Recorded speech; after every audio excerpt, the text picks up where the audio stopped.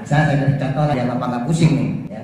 Ada lafaz Allahumma sholli ala sayyidina Muhammad.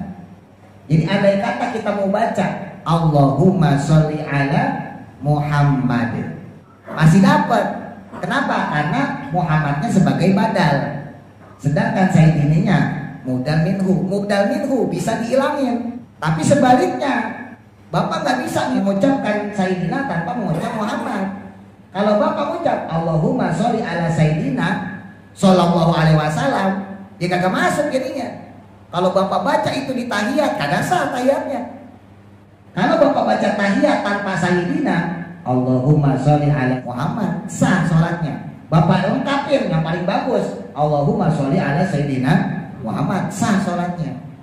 Kenapa? Badalnya pakai, mubdal minhunya pakai. Karena mubdal minhu ini bisa dibuang. Justru yang kagak bisa dibuang adalah badal. Jadi inti lafaz dari siratal ladzina an'amta justru ada di ayat selanjutnya, yaitu ghairil maghdub. Makanya kiai-kiai gitu ya, habaib segala macam yang dia ngerti Quran, an'amta alaihim kan tanda wakofnya lam alif ya. Tanda wakof lam alif itu la wakofa bihi, tidak boleh berhenti di situ. Nah maka mereka mengambil resiko, ya udah kita terusin sampai alaihim.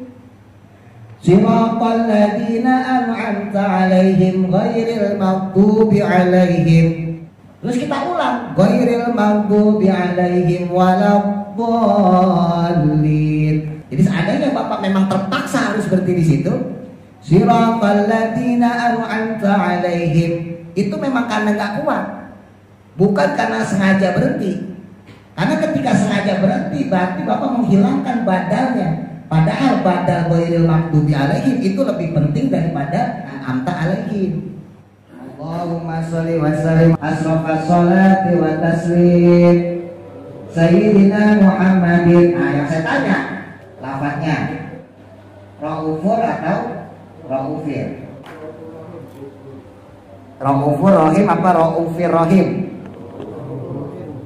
Asrofas sholati wa taslim ala sayyidina. Ala itu rukir sayyidina Muhammadin Raufir Rahim. Allahumma sholli wa sallim wa barik alaih. Jadi yang benar apa? Oke, hati-hati tuh. Kalau Raufur Rahim itu adanya yang tadi ina fatahna. Rasulun min anfusikum azizun alaihi ma'anitum harisun alaikum bil mu'minina raufur rahim.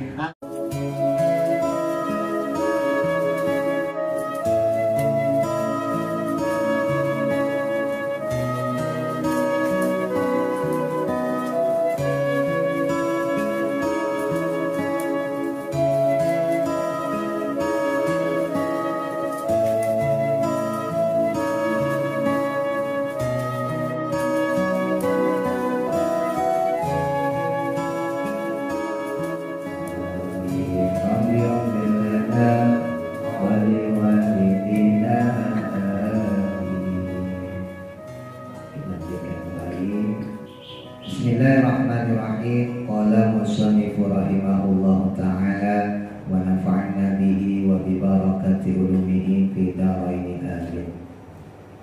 Pada sebelumnya, mengapa surah Al-Fatihah berjumlah 7 ayat, yang mana lafaz siratal ladzina an'amta alaihim ghairil maghdubi alaihim waladdallin itu adalah satu ayat yang merupakan ayat ke-7. Ya, alasan yang pertama sebelumnya bahwa ayat tersebut, ayat ke-7 masih ada hubungannya dengan ayat ke-6.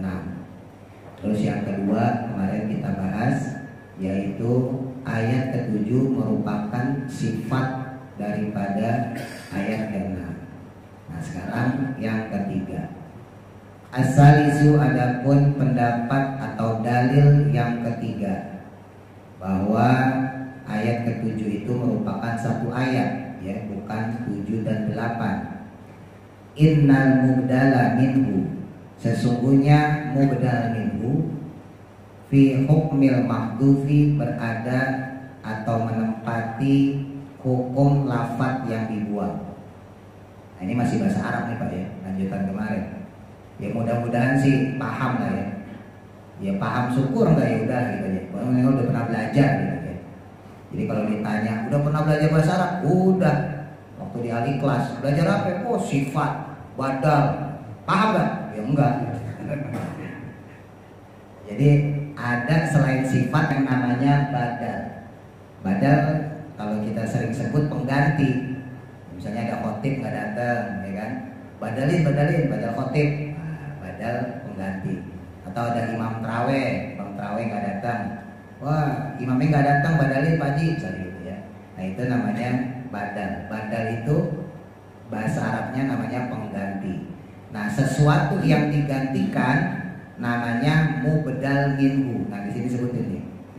Saya beri contoh pakai bahasa Indonesia dulu ya. Kemarin saya beri contoh gampang. Bapak Haji Wagimin, orang yang baik hati telah datang. Kalau dalam bahasa Indonesia, Bapak Haji Wagimin berarti pelaku, subjek ya, pelakunya. Nah, orang yang baik hati itu bisa menjadi sifat, bisa juga menjadi mubdal minhu.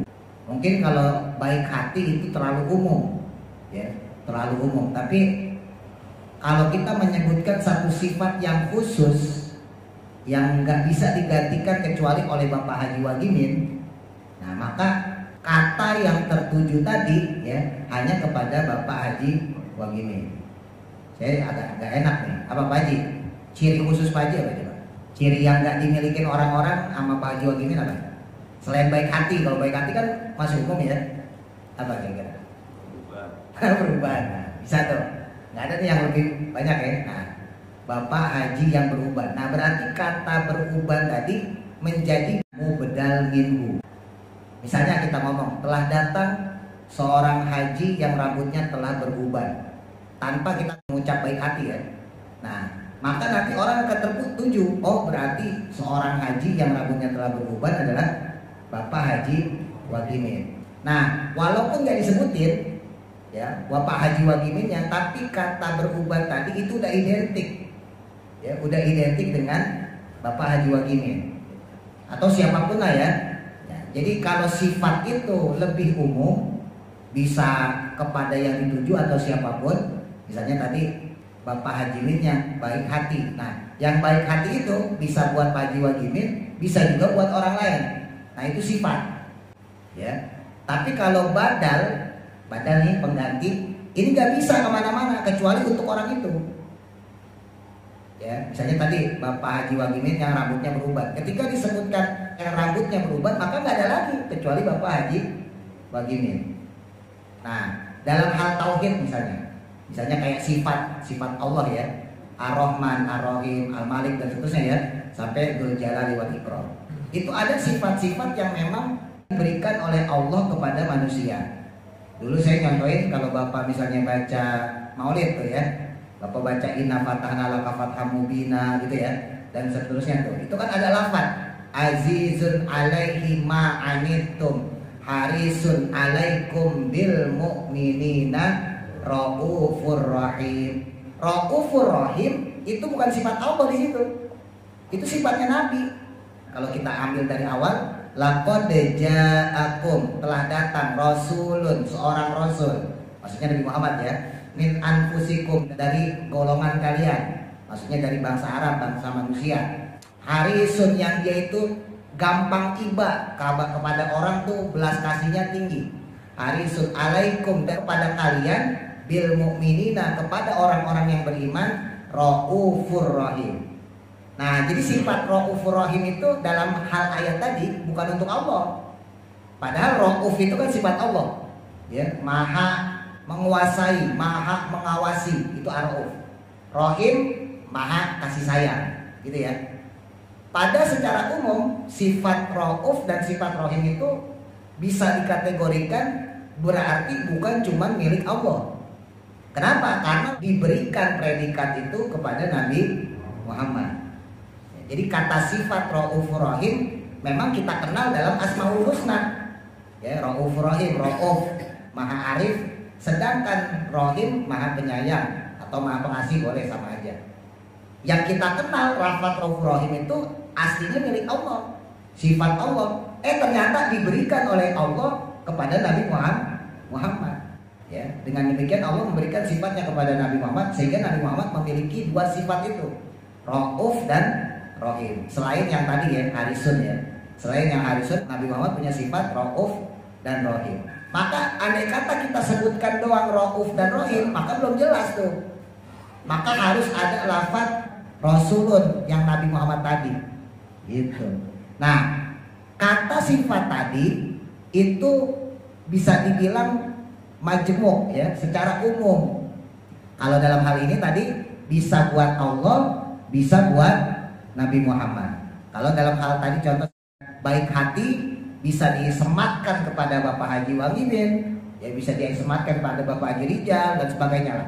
Bisa dipakai ke orang-orang lain.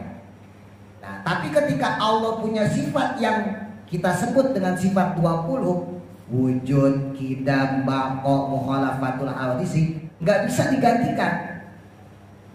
Nggak bisa digantikan oleh makhluk sifat yang 20 itu. Misalnya kayak wujud. Wujud itu artinya ada ya. Kan kita ada nih, iya, tapi adanya kita diadakan oleh Allah. Beda sama Allah. Allah adanya Allah tanpa ada yang mengadakan. Kelak nanti kita nggak ada, lalu kita diadakan lagi sama Allah. Kelak nanti kita hilang lagi, lalu diadakan. Itulah manusia. Dulu Bapak belum ada nih, kemudian diciptakan kita di alam ruh, seret ada. Terus nggak ada lagi, roh tadi dimasukin ke perutnya ibu kita. Terus nggak ada lagi, terus diciptakanlah kita terlahir seperti manusia sekarang. Nanti meninggal, nggak ada lagi. Adanya di kuburan, dibangkitkan lagi kita, kemudian menuju pada mahsyar. Jadi dari perjalanan kita tidak ada, tidak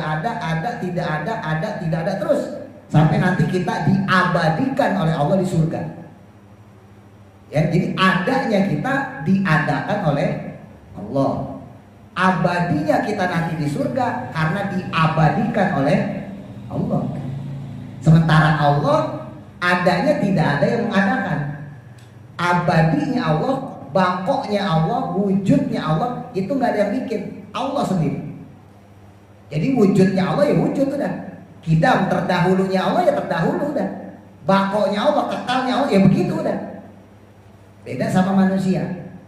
Jadi ada sifat yang bisa diberikan kepada makhluk, ada sifat yang nggak bisa diberikan kepada makhluk. Kalau seperti tadi kasih sayang, Nabi kasih sayang, bapak-bapak kepada anak, kepada cucu kita sayang. Berarti kita juga punya sifat Rahim. Ya, makanya ada istilah sakinah, mawadah, warohmah. Rohmah itu diambil dari kata apa? Rahim. Sakinah itu ajab, tetap, ya, mawadah itu tentrem, rohmah itu rahmat, kasih sayang. Gitu. Manusia berarti punya sifat Rahim. Nah, tapi ada sifat yang nggak bisa dimiliki manusia, kayak tadi wujud, nggak bisa disifatin manusia. Sekarang kita wujud, nanti kita mati. Qidam terdahulu nggak bisa. Lawang sebelum kita ada bapak ibu kita, bapak ibu kita sebelumnya ada kakek nenek kita sebelumnya ada buyut kita. Berarti kita nggak qidam. Bako kekal, oh kita nggak kekal. Orang kita bakal mati, bakal musnah, hancur fisik kita. Artinya sifat yang menjadi sifat khusus bagi Allah memang tidak diberikan kepada makhluk. Tapi kalau sifat yang secara umum diberikan kepada makhluk. Nah, kembali lagi, sifat yang umum yang kemarin kita bahas ya. Tapi ketika kita masuk pada dan an'amta alaihim, dan lafaz berikutnya ghairil maghdubi alaihim waladdallin, inilah sifat khususnya nih. Kalau yang siratal ladzina an'amta alaihim, jalan yang kami berikan nikmat kepada mereka, itu sifatnya umum. Ya, siapa saja diberikan jalan oleh Allah, diberikan nikmat oleh Allah, diberikan karunia oleh Allah. Makanya saya gak bosan-bosan bilang, kita udah ngaji, udah sholat, udah rajin lah, tapi kok hidupnya susah, hidupnya banyak masalah. Ya memang karena an'amta alaihim, Allah memberikan nikmat pada siapa saja. Jadi kita gak usah kecewa, gak usah ngegerutu. Tetangga saya kagak sholat, hidupnya tenang aja. Lah orang siratal ladzina an'amta alaihim, siapa saja Allah berikan nikmat, karena sifatnya umum. Tetangga saya nggak pernah puasa, nggak pernah ngaji, hidupnya happy aja, duitnya banyak. Jangankan tetangga kita yang muslim, orang kafir aja duitnya banyak. Kenapa? Siratal ladzina an'amta alaihim. Tapi nanti ada sifat khusus yang kedua, ghairil maghdubi alaihim waladhdallin. Nah yang mahal ini ghairil maghdubnya, bukan siratalnya. Nah, siratal ladzina an'amta alaihim ghairil maghdubi alaihim dalam hal ini menjadi badal pengganti. Ya. Nah, misalnya saya beri contoh lagi nih, jangan lupa nggak pusing nih. Ya. Ada lafaz Allahumma sholli ala sayyidina Muhammad. Sholawat lah yang gampang ya. Nah, lafaz Muhammad itu sebagai badal pengganti. Sedangkan sayyidina namanya mubdal minhu, lafaz yang digantikan. Suatu lafaz itu mubdal minhunya bisa dihilangin. Ya, makanya tadi di sini disebutin ya, innal mubdala minhu fi hukmil mahdhub. Hukumnya mahdhub, bisa dibuang. Jadi andai kata kita mau baca Allahumma sholli ala Muhammad, masih dapat. Kenapa? Karena Muhammadnya sebagai badal. Sedangkan sayyidininya mubdal minhu. Mubdal minhu bisa dihilangin. Kita hilangin Allahumma sholli ala Muhammad. Tapi sebaliknya, karena ini masih bagian dari sifat Muhammad, Bapak nggak bisa mengucapkan sayyidina tanpa mengucap Muhammad. Jadi kebalik nih. Kalau Bapak ucap Allahumma sholli ala sayyidina sallallahu alaihi wasallam, dia kagak masuk jadinya. Kalau Bapak baca itu di tahiyat, kagak sah tahiyatnya. Ya. Kalau Bapak baca tahiyat tanpa sayyidina Allahumma sholli ala Muhammad, sah sholatnya. Bapak lengkapin yang paling bagus Allahumma sholli ala sayyidina Muhammad, sah sholatnya. Kenapa? Badalnya pakai, mubdal minhunya pakai. Tapi kalau Bapak pakai mubdal minhu doang, badal nggak dipakai Allahumma sholli ala sayyidina, maka sholatnya kagak sah. Kenapa? Karena mubdal minhu ini bisa dibuang. Justru yang kagak bisa dibuang adalah badal. Paham gak nih? Jadi paham-pahamnya aja udah gitu, biar saya senang. Ya kira-kira begitulah ya. Nah, di sini tadi sebutin ya. Jadi hukumnya bisa dimahzub, mahzub itu bisa dibuang. Ya. Fayakunu, maka adanya hal tersebut takdirul ayati, takdir ayatnya atau perkiraan ayatnya itu ihdinas siratal ladzina an'amta alaihim. Nah, jadi seakan-akan lafaz ini nih, jadi inti lafaz dari siratal ladzina an'amta bukan berada di antara alaihim, justru ada di ayat selanjutnya, yaitu ghairil maghdub. Makanya kemarin sempat saya singgung ya, di antara kiai-kiai gitu ya, habaib segala macam yang dia ngerti Quran, kan an'amta alaihim kan tanda wakofnya lam alif ya. Tanda wakof lam alif itu la wakofa bihi, tidak boleh berhenti di situ. Nah maka mereka mengambil resiko, ya udah kita terusin sampai alaihim. Siratal ladzina an'amta alaihim ghairil maghdubi alaihim. Terus kita ulang, ghairil maghdubi alaihim waladhdallin. Bukan membaca dua kali. Jangan Bapak pahamin kok dibaca dua kali, bukan dibaca dua kali, mengulang. Kalau memang nggak kuat napasnya. Tapi seandainya Bapak berhenti pun di alaihim, seandainya memang napas kita nggak kuat, berhentinya di alaihim pertama. Siratal ladzina an'amta alaihim. Nah, di situ kita harus nyatin bahwa memang kita berhenti di situ bukan sengaja berhenti, tapi karena napas tidak kuat. Ini hati-hati nih. Ini karena berkaitan dengan cara baca dan khususnya ketika kita baca di sholat. Jadi seandainya Bapak memang terpaksa harus berhenti di situ, siratal ladzina an'amta alaihim, itu memang karena nggak kuat, bukan karena sengaja berhenti. Karena ketika sengaja berhenti berarti Bapak menghilangkan badalnya. Padahal badal ghairil maghdubi alaihim itu lebih penting daripada an'amta alaihim.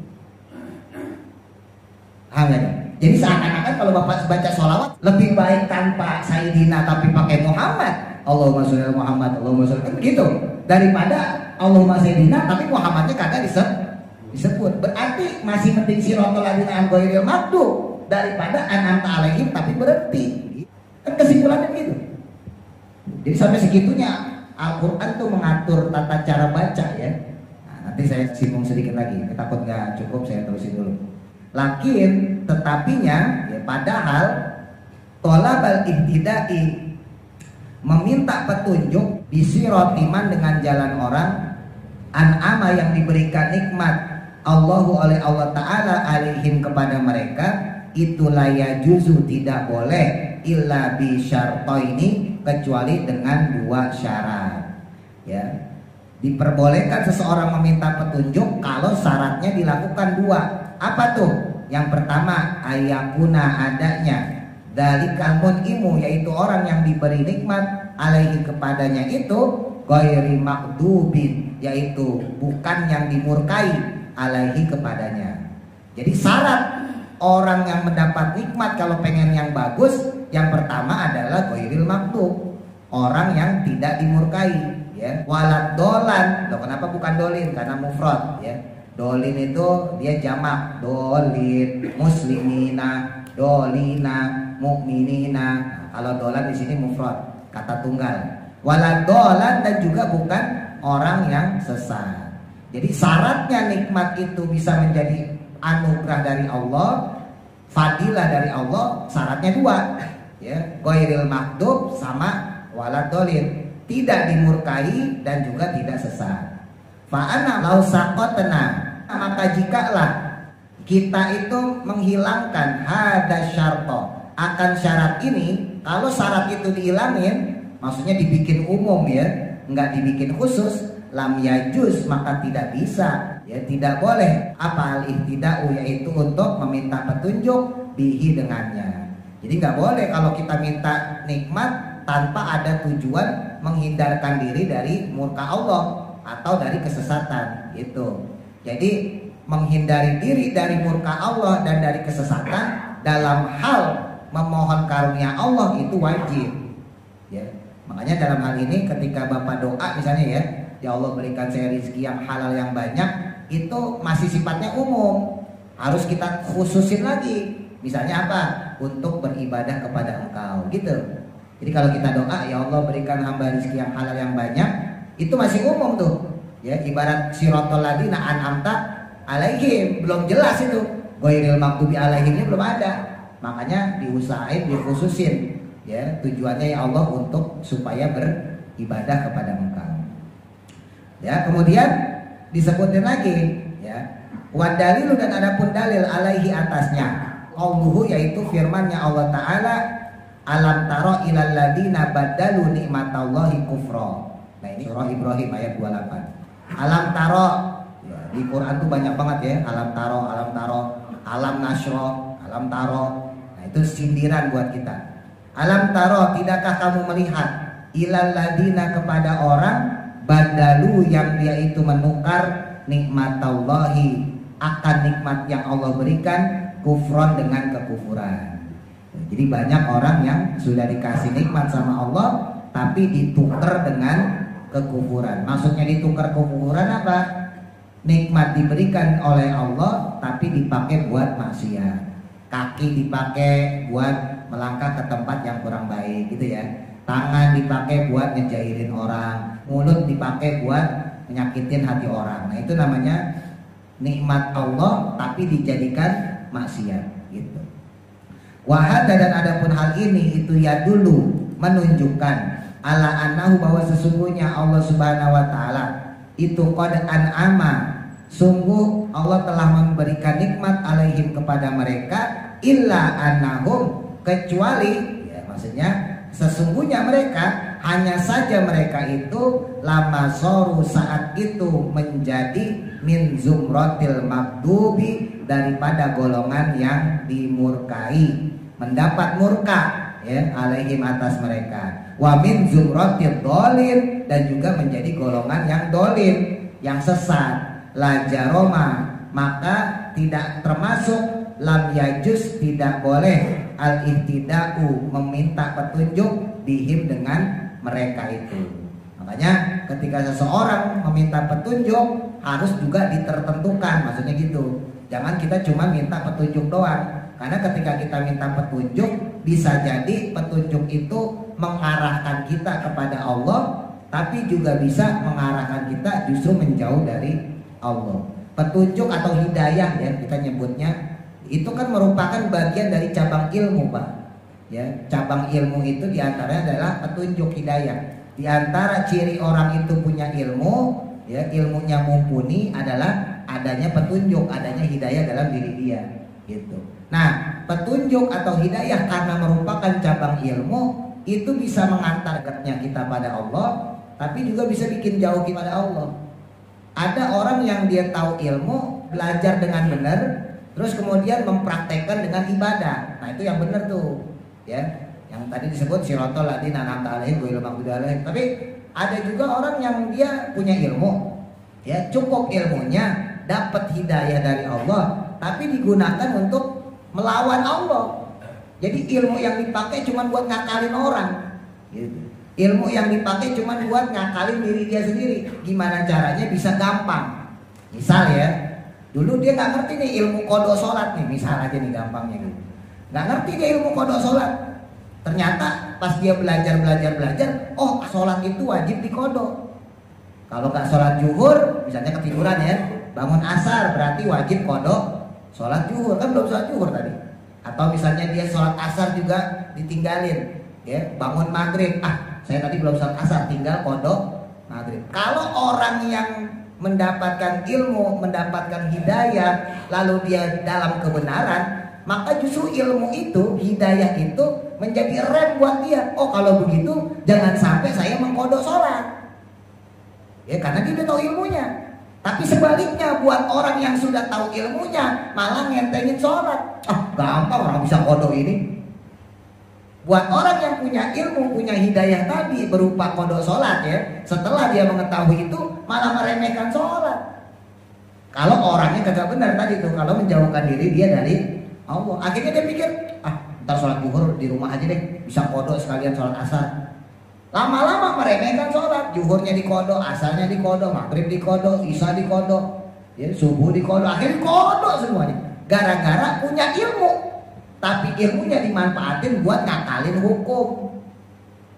Nah ini juga termasuk nih tadi ghairil maghdubi 'alaihim waladhdallin. Nah makanya diingetin ya sama ulama segala macam, ya sama guru-guru kita. Kalau kita punya ilmu, ya praktekkan dengan tamak, praktekkan dengan sempurna. Jangan diambil yang enak-enaknya doang. Jangan diambil buat yang ngakalin orang. Ya jangan buat nyalahin orang. Jangan buat menyanjung diri kita sendiri bahwa kita lah yang paling paham tentang ilmu itu, nggak boleh. Niatnya untuk ilmu, mencari ilmu itu adalah supaya kita bisa praktekin. Nggak peduli sama orang mau praktekin terserah dia. Nah kadang kita itu suka ngurusin orang lain, lah kitanya sendiri malah ngakalin hukum. Nah itu nggak boleh. Ya. Dan penting ya, siratal ladzina an'amta 'alaihim di sini. Kenapa? Karena nggak sedikit orang itu justru terlena dengan hidayah yang dia punya. Dia udah tahu itu benar nih, ya. Tapi karena nafsunya, ya, karena egonya, akhirnya hidayah itu dihilangin sama dia, nggak direken, nggak dianggap, ibaratnya gitu. Ya. Nah, maka disebutkan lagi di sini, fasabata maka tetaplah annahu, bahwasanya yang demikian itu la yajuzu tidak boleh, ya, nggak boleh apa faslun memutus qaulahu akan firman-Nya Allah Taala siratal ladzina an'amta 'alaihim. An qaulihi dari firman-Nya Allah lagi ghairil maghdubi 'alaihim. Bal hada tetapinya yang demikian ini itu al majmu'u terkumpul kalamun wahidun menjadi kalam yang satu. Jadi lafaz siratal ini tadi ya, siratal ladzina ini adalah lafaz yang sempurna, lafaz yang satu. Enggak bisa dikatakan ada dua lafaz di situ.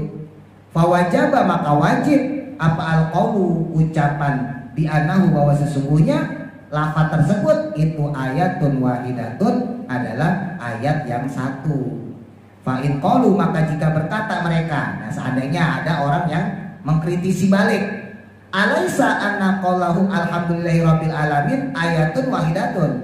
Lah, alaisa bukankah anna qaulahu lafaz firman-Nya Allah alhamdulillahi rabbil alamin itu ayatun ayat wahidatun yang satu. Wa qauluhu dan adapun firman Allah Ar-Rahmanir Rahim adalah ayatun saniyatun ayat yang kedua. Lah, bukankah lafaz alhamdulillah sama ar-rahmanir-rahim beda ayat? Maksudnya gitu. Ya. Kan kalau kita baca Fatihah, bismillahirrahmanirrahim ayat pertama, alhamdulillahirabbil alamin, langsung tuh ayat kedua. Ar-rahmanir-rahim ayat ketiga. Nah, di sini dikritisin, ya. Bukankah lafaz alhamdulillahirabbil alamin itu ada hubungan juga dengan ar-rahmanir-rahim? Ar-rahmanir-rahim maha pengasih lagi maha penyayang. Berarti kan ada hubungan dengan ayat kedua tuh, alhamdulillahirabbil alamin, segala puji bagi Allah. Berarti kan ar-rahmanir-rahim ini sifat dari Allah yang Rabbil alamin gitu. Oh, berarti itu bukan satu ayat dong, maksudnya gitu ya. Jadi wa ma anna hadhil ayat, dan adapun beserta bahwa sesungguhnya ayat ini itu ghairu mustaqilatin, bukanlah atau tidaklah bisa berdiri binafsiha dengan dirinya sendiri. Jadi beda kalau lafaz ar-rahmanir-rahim, dia gak bisa berdiri sendiri tanpa lafaz alhamdulillahirabbil alamin. Alhamdulillahirabbil alamin, segala puji bagi Allah Tuhan semesta alam. Ar-rahmanir-rahim, yang maha pengasih lagi maha penyayang. Nah, balhia, tetapinya ayat yang tersebut, ayat kedua tadi ya, ar-rahmanir-rahim, itu muta'alliqatun, bergantungan atau berkaitan bima dengan ayat qoblaha sebelumnya. Kulna, maka berkatalah kami, al-farqu, adapun perbedaan, anna qawlahu, bahwasanya firman Allah Ta'ala alhamdulillahirabbil alamin, lafaz alhamdulillahirabbil alamin itu kalamun tam, adalah kalam yang tam, kalam yang sempurna. Biduni qaulihi rahmanirrahim, dengan tanpa ucapan Allah atau firman Allah Ta'ala ar-rahmanirrahim. Jadi alhamdulillah itu bisa berdiri sendiri tanpa lafaz ar-rahmanirrahim. Fala jaroma, maka tidak termasuk di sini lam yamtani, yang mana tidak terhalang ayakuna adanya mujarradul qaulihi, tersendirinya firman Allah Ta'ala alhamdulillahirabbil alamin, ayatun menjadi ayat tamatun yang sempurna. Wala kadzalika, tetapinya tidaklah yang demikian hada akan hal tersebut ini, lima bayana, lima karena perkara bayana yang telah menjelaskan kami tersebut, anna mujarrada qaulihi, bahwa sesungguhnya tersendirinya firman Allah Ta'ala ihdinas siratal mustaqim, ya, siratal ladzina an'amta 'alaihim, kalamun tamun, kalam yang sempurna.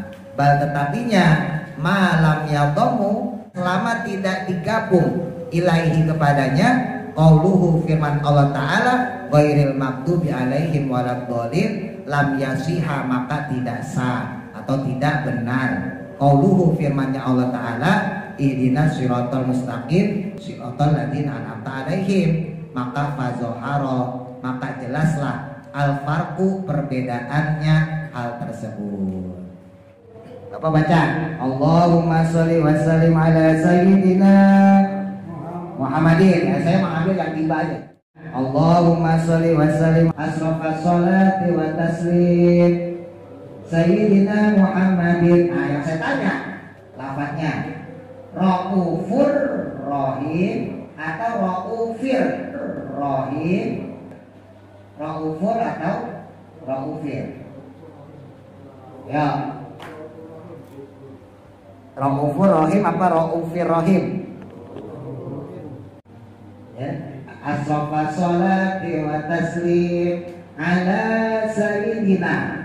Kalau pakai ala sayyidina, ya, asrafas sholati wa taslim ala itu rukir sayyidina Muhammadin Raufir Rahim. Allahumma sholli wa sallim wa barik alaih. Jadi yang benar apa? Oke, hati-hati tuh. Kalau Raufur Rahim itu adanya yang tadi nafatahna. Rasulun min anfusikum azizun alaihi ma'anikum harisun alaikum bil mu'minina raufur rahim. Kalau itu nggak jadi naat, nggak jadi sifat, nggak jadi badan juga. Kalau ini kasro, ya berarti ini kasro. Ya, kalau ini kasro berarti ini kasro. Jadi ala sayyidina Muhammadin raufir rahim, ini sama kasro juga dia. Baru Allahumma sholli. Nah, kita balik nih, saya ambil contoh aja ya. Ini mempertegaskan di sini Kalau lafaz siratal ladzina an'amta 'alaihim, lafaz ghairil maghdubi 'alaihim waladdallin, ini merupakan penyempurna daripada siratal. Jadi seakan-akan kita ngomong gini, ya Allah, ihdinas siratal mustaqim ayat ke-6. Tunjukilah kami ke jalan yang lurus. Lalu ayat ke-7 kita ngomong, yaitu jalannya orang-orang yang tidak engkau murkai dan tidak juga yang sesat. Kira-kira masih bisa dipahami ya? Ya Allah, berikanlah saya petunjuk jalannya orang-orang yang tidak engkau murkai dan juga bukan jalannya orang yang sesat. Masih bisa diterima nggak? Masih bisa dipahami nggak? Bisa dipahami. Nah itu fungsinya badal. Jadi badal itu masih bisa dipahami tanpa adanya mudhari'u. Lafaz Allahumma sholli ala Muhammad itu masih bisa dipahami tanpa Allahumma sholli ala sayyidina. Saya di atas bapak kau sebagai sayyidina apa loh? Ya, terus gak paham, udah jangan pakai sayyidina, enggak. Dan kita mah yang itu sayyidina, ya. Kalau kita mah pakai sayyidina. Ini mah kita bahas secara bahasa Arabnya. Artinya kalau ada orang baca Allahumma sholli ala Muhammad, sholatnya sah. Tapi kalau dia baca Allahumma sholli ala sayyidina doang, gak pakai Muhammad, gak sah sholatnya. Karena justru yang penting itu Muhammadnya. Ya, orang-orang yang dimurkai di situ adalah orang-orang Yahudi. Waladdallin, dolin itu orang yang sesat. Siapa mereka? Dalam tafsir-tafsir disebutin yaitu orang-orang yang Nasoro, yaitu orang-orang Nasrani. Ini secara khusus ya. Nah yang dimaksud dengan maghdub adalah orang Yahudi. Orang-orang yang dimurkai di situ maksudnya adalah orang-orang Yahudi. Sedangkan dolin, orang yang sesat, yang dimaksud di situ adalah orang-orang Nasrani. Kenapa disebut dimurkai Allah? Karena orang Yahudi itu diberi nikmat sama Allah, ya, diberikan hidayah oleh Allah, sama seperti orang Nasrani. Ketika diberi hidayah, maka hidayah itu dipakai buat akal-akalan. Dia punya ilmu tapi dipakai buat akal-akalan. Begitu pula dengan orang Nasrani, dikasih ilmu, dikasih hidayah, tapi dipakai buat akal-akalan, bukan dipakai buat deketin Allah. Saya beri contoh misalnya ya, di zaman Nabi Musa, itu Nabi Musa lagi sholat, itu ditinggal. Kalau orang Yahudi bukan sholat Jumat, sholatnya Sabtu. Nah kalau bahasa kita mau sholat Jumat. Jadi ibadah rutinitas ya, satu pekan dia itu adalah Sabat. Hari Sabat itu Sabtu ya. Kalau kita Jumat. Kalau Nabi Isa diberikan hari Ahad, hari Minggu. Nah kalau kita hari Jumat. Nah Nabi Musa itu dalam dakwah beliau kepada bangsa Yahudi saat itu adalah diantaranya disuruh mencari rezeki yang halal yang banyak. Ya sama kayak kita nih, mencari rezeki yang halal yang banyak, hukumnya wajib. Nabi Musa mempertegas itu. Kenapa? Nabi Musa itu baru lepas dari Fir'aun, ya. Bani Israel yang lepas dari Fir'aun saat itu banyak yang menghalalkan segala cara buat dapat duit, membunuh, merampok, ya, begal bahasa kita gitu. Makanya ketika mereka dirangkul sama Nabi Musa selamat dari kerjaan Fir'aun, maka kemudian Nabi Musa bilang kepada orang Yahudi, ya, Bani Israel saat itu cari rezeki yang halal, cari rezeki yang banyak. Nah ini pintarnya orang Yahudi nih, ya pintar dia kan, ngakali dia. Oh berarti saya harus mencari rezeki yang halal yang banyak karena itu hukumnya fardu ain, wajib. Suatu ketika Nabi Musa khutbah, ya, khutbah satu tadi itu ya, khutbah Jumat kalau bahasa kita, ceramah. Tiba-tiba diuji sama Allah di tepi pantai, ya, di lautan itu keluar ikan-ikan, gede-gede ikan. Karena Bani Israel saat itu umatnya Nabi Musa mayoritas adalah nelayan, ya. Keluar ikan gede-gede pak. Ya, kan orang kagak semuanya sholat ya. Kan ada orang kagak sholat Sabat tadi, kagak sholat hari Sabtu dia lewat, oh ada ikan. Orang yang belakang melihat di belakang rame, apa itu orang di laut? Oh, ada orang ngambilin ikan. Jadi sama aja kayak kita sholat Jumat, ada apa sih? Padahal khotib lagi ngomong kan, ada apa sih? Nah, akhirnya pelan-pelan yang belakang mundur, oh, enak banget ikan pada keluar semua, gede-gede lagi. Keluar satu, yang satu ngapain sih? Itu ikan gede pada keluar dari laut, gratis keluar sendiri. 2, 3, 4, lama-lama satu masjid sepi pak, tinggal 5 orang. Nabi Musa tadi ceramah, jadi kalau bahasa kita khotib Jumat, tadi ceramah ditinggalin sama pengikutnya, tinggal 5 orang. Ribuan orang tinggal 5, yang lain pada ke laut semua ambilin pikiran. Makanya alhamdulillah ustadz-ustadznya saya nggak pernah tuh ditinggal memang. Ada yang khotib itu nggak pernah. Nah, Ibnu Omer sama Nabi Musa, kamu lagi pada sholat lagi ibadah, kenapa ngurusin masalah duniawi? Dibalikin. Nabi Musa kan kata, kita disuruh nyari rezeki yang halal yang banyak. Lah ini rezeki halal kata Nabi. Itulah yang membuat Allah murka. Jadi dia punya hidayah, dia punya ilmu, dia tunjuk, tapi dipakai buat nakal-nakal. Biasanya Bani Israel dari kalangan Nabi Isa pun sama. Nabi Isa itu kan punya mujizat bisa nyembuhin orang. Jangankan nyembuhin orang, bangkitin orang dari mati aja bisa. Nabi Isa, orang mati, orang meninggal, dihidupin sama Nabi Isa dengan izin Allah tentunya ya. Dibangkitin, hidup lagi. Maksudnya apa tuh? Mujizat seperti itu di hadapan orang banyak supaya mereka beriman. Oh, Allah itu ternyata maha kuasa ya. Oh, ternyata Allah hebat ya. Lewat Nabi Isa, Nabi kami, Nabi Isa bisa nyembuhin orang sakit. Oh, Nabi Isa bisa nyembuhin orang buta, bisa nyembuhin orang yang sakit lepra, bahkan bisa menghidupkan orang yang mati. Hebat banget Allah melalui Nabi Isa bisa melakukan segalanya. Kan harusnya begitu. Lah enggak, diakalin sama orang-orang Bani Israel dari kaum Nasrani. Oh, berarti kalau begitu Nabi Isa Tuhan. Dia bisa apa-apa tuh. Hebat banget Isa tuh, bisa berarti Tuhan kita. Jadi itu yang kemudian disebut sama Allah dolim, jadi sesat. Jadi hati-hati orang punya ilmu, punya hidayah, petunjuk, bisa lurus siratal mustaqim, tapi bisa juga makhluk. Jadi bisa dimurkai sama Allah, bisa juga dolim jadi sesat. Hati-hati ya. Nah, makanya di sini tadi saya sampaikan kalau bisa ya, khususnya dalam membaca Fatihah, kalau secara syariat, walaupun kalau nggak kuat sih nggak apa-apa tadi ya. Tapi usahain kalau memang bapak nggak kuat, ya tabrak dikit nih. Karena ini bukan cuma masalah tajwid, ya, bukan cuma masalah bacaan, tapi juga masalah tauhid. Ya, oke, secara tajwid nggak apa-apa bapak sampai nggak kuat di sini. Siratal ladzina an'amta 'alaihim secara tajwid. Tapi kalau kita berhenti di sini secara tauhid bahaya. Kenapa? Karena justru intinya bukan di an'amta 'alaihim, tapi intinya ada di ghairil maghdubi 'alaihim waladdallin.